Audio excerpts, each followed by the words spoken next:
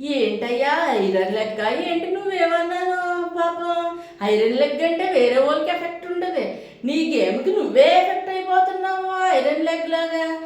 First week captainship కంటెస్టెంట్గా నిలబడ్డావు, middle drop అయిపోయి వెళ్ళిపోయావు మనీష్ దయ వల్ల.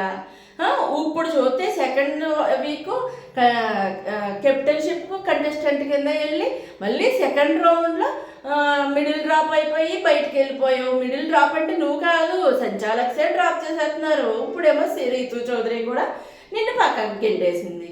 నీకు కలిసి వస్తలేదే పెద్దగా కెప్టెన్షిప్ కంటెస్టెంట్. ఇలాగైతే ఎలాగయ్యా మార్చుకో. ఇంకొక విషయం చెప్తున్నాను నీకు, నువ్వు అసలు వానర్వా టెనెంట్వా? అసలు నీకే అర్థమవుతుందా లేదా? ఎటు కాకుండా మధ్యలో ఉన్నవా? లేదంటే నీకు ఒక బ్యాచ్ పెట్టమను.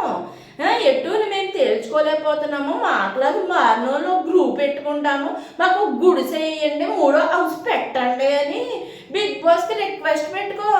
లేదు అంటే నువ్వు వానర్వా టెన్నెన్వా మాకైనా క్లారిటీ వచ్చేలాగా ఏదైనా హింట్ ఇవ్వయ్యా బాబు, ఎదురు చూస్తూ ఉంటున్నాము.